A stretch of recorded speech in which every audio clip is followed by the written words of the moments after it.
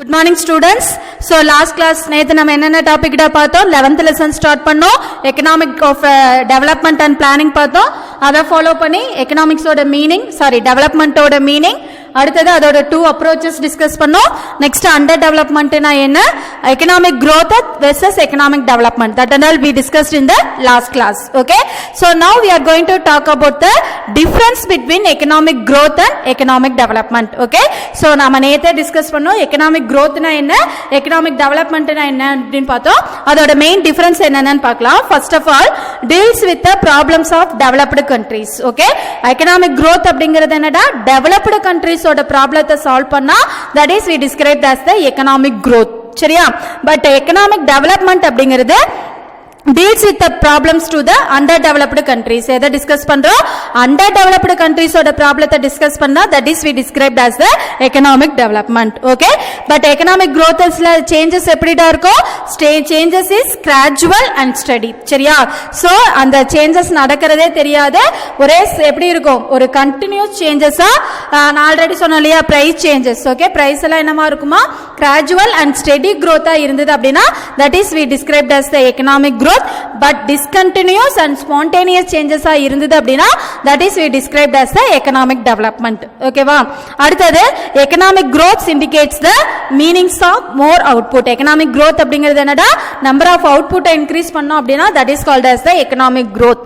ஆனா ஆல்ரெடி நம்ம டிஸ்கஸ் பண்ணோம் இல்லையா economic development அப்படிங்கிறது நம்ம அவுட்புட்டோட அதோட எஃபிஷியன்சி. ஓகேவா, அதோட எஃபிஷியன்சியும் நம்ம டிஸ்கஸ் பண்ணோம் அப்படின்னா that is we described as the economic development. Okay, so economic development means not only for more output but also its composition என்னமா அதோட efficiency. ஓகேவா, so அதையும் டிஸ்கஸ் பண்ணோம் அப்படின்னா that is called as the economic development. ஓகேவா, அடுத்து பாத்தீங்கன்னா economic growthல it concerns only the quantitative aspect. Okay, quantity அப்படின்னா என்னமா numbers. ஓகேவா, எவ்வளவு அளவு அப்படின்னு சொல்றோம்ல அந்த மாதிரி quantitative aspects மட்டும் they can consider as the economic growth. ஓகேவா, that is increase in per capita income.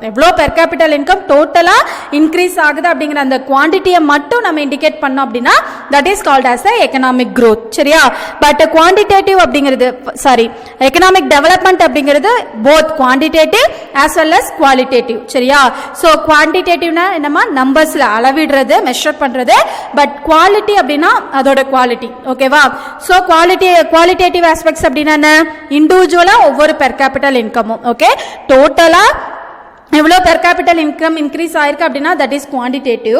அது இல்லாம ஒவ்வொரு இண்டிவிஜுவல் பர்சனுக்கும் எவ்வளோ இன்க்ரீஸ் ஆயிருக்கு அப்படின்னு பார்த்தோம் அப்படின்னா that is called as the qualitative. சரியா, அப்ப quantitative as well as qualitative ரெண்டுமே எதை இண்டிகேட் பண்ணோம் economic development இன்க்ரீஸ் பண்ணோம். சரியா, அடுத்தது economic growth அப்படிங்கிறது it is a narrow concept. narrowனா என்னமா ஒரு குறுகிய. ஓகே, so ஆல்ரெடி டெவலப் ஆன கண்ட்ரிஸோட ப்ராப்ளத்தை மட்டும் சால்வ் பண்றதுனால it is we described as the narrow concept. சரியா, பட் எக்கனாமிக் டெவலப்மெண்ட் அப்படிங்கிறது அண்டர் டெவலப்டு கண்ட்ரிஸும் சேர்த்து சொல்றதுனால it is a wider concept. Okay, widerனா என்னமா broad. Okay, spread.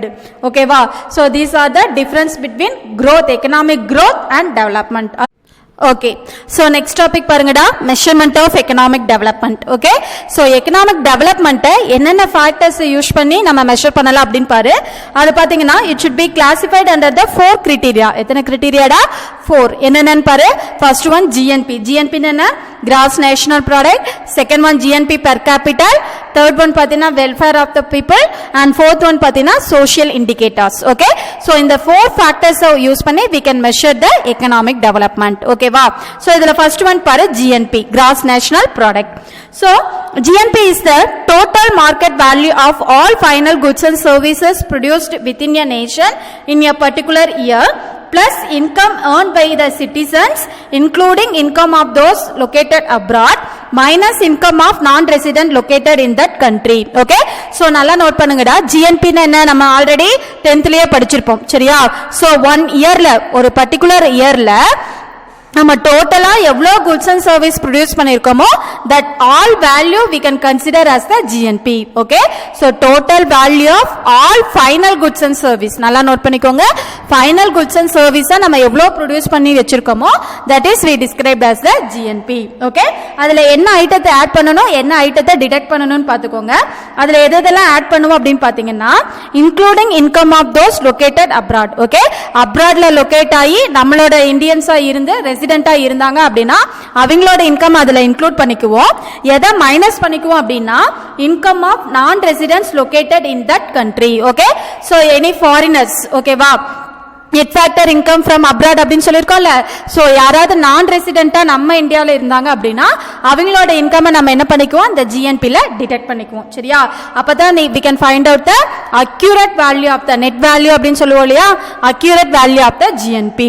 So GNP is one measure of the economic condition of your country under the assumption that a higher GNP leads to the higher quality of living, all other things being equal. okay, so economic development எப்பமா increase ஆகும் நம்ம countries ஓட GNP gross national product. ஓகேவா? so GNP increase ஆச்சு அப்படினா it indicates the higher standard of living. people ஓட standard of living என்ன ஆகும் it should be increased. ஓகேவா? so this is one of the important measurement of economic development. அடுத்து பாத்தீங்கன்னா GNP per capita. okay, பாரு this relates to the increase in the per capita real income of the economy over the long period. so this indicator of economic growth it emphasizes that for economic development that rate of increases in real per capita income should be higher than the growth rate of population. okay, so இது நல்லா note பண்ணிக்கோங்கடா. GNP first of all per capita income அப்படிங்கிறது என்ன individual income. ஓகேவா? நம்ம total national income நம்மளோட total populationால divide பண்ணோம் அப்படினா we can find out the per capita income. சரியா? அப்ப நம்மளோட population increase ஆக higher the growth rate of population it should be increase the higher the per capita income. சரியா? அப்ப நம்ம population increase ஆகறப்ப நம்மளோட per capita income increase ஆச்சு அப்படினா it indicates the economic development of the country. எதை indicate பண்ணுது economic development of the country. சரியா? அடுத்து பாத்தீங்கன்னா welfare of the people. so economic development is regarded as a process whereby there is increase in the consumption of goods and services by individuals. ஓகேவா? அப்ப economic development அப்படிங்கிறது எதை indicate பண்ணுது அப்படின்னா ஒரு கண்ட்ரியில இருக்கிற பீப்புளோட கன்சப்ஷன். ஓகே, ஒரு இண்டிவிஜுவல் பீப்புளோட கன்சப்ஷன் என்னமா யூசேஜ். ஓகேவா? So goods and service use பண்ற அந்த கன்சப்ஷன் லெவல் இன்க்ரீஸ் ஆச்சு அப்படின்னா it indicates the economic development. ஓகேவா? so from the welfare perspective economic development is defined as the sustained improvement in health, literacy and standard of living. நல்லா note பண்ணிக்கோங்கடா. welfare of the people அப்படிங்கிறது ஓகேவா?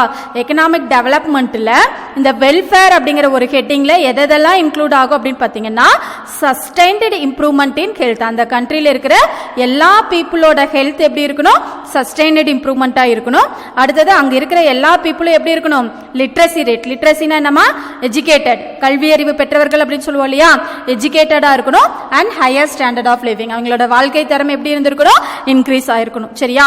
So இதெல்லாம் இருந்தது அப்படின்னா it indicates the welfare of the people. It should be included the measurement of economic development. Okay, so வெல்ஃபேர்ல என்னென்னலாம் include ஆயிருக்கணும் health improve ஆயிருக்கணும், லிட்ரசி இன்க்ரீஸ் ஆயிருக்கணும், ஸ்டாண்டர்ட் ஆஃப் லிவிங் சஸ்டைனடா இன்க்ரீஸ் ஆயிருக்கணும். சரியா? அடுத்த fourth measurement பாரு social indicators. okay, social indicators are normally referred to the basic and collective needs of the people. so the direct provision of basic needs such as health, education, food, water, sanitation and housing facilities check the social backwardness. okay வா?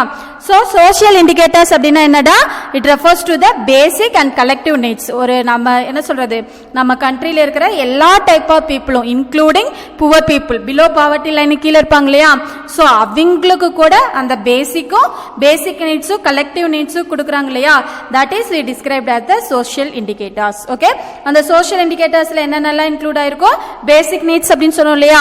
பேசிக் needs என்னடா food, cloth and shelter சொல்லுவோம்ல, அது இல்லாம என்னென்ன education compulsory கிடைச்சிருக்கணும், water facility கிடைச்சிருக்கணும், sanitation, சுகாதாரம் அப்படின்னு சொல்லுவோம் இல்லையா, சானிடேஷன் ஃபெசிலிட்டி, இதெல்லாம் இருந்தது அப்படின்னா that is called as the social indicators. அப்போ ஒரு கண்ட்ரிஸோட எக்கனாமிக் டெவலப்மெண்ட்டை இண்டிகேட் பண்ணக்கூடிய, அதர்வைஸ் மெஷர் பண்ணக்கூடிய ஒன் ஆஃப் த இம்பார்ட்டன்ட் ஃபேக்டரா எதுவும் இருக்கு இந்த சோஷியல் இண்டிகேட்டர்ஸ். ஓகேவா?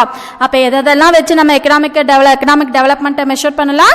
ஜிஎன்பி, கிராஸ் நேஷனல் ப்ராடக்ட், அடுத்தது GNP per capital, individual income, அடுத்தது welfare of the people, last one பார்த்தீங்கன்னா சோஷியல் இண்டிகேட்டர்ஸ். Are you கிளியர்மா?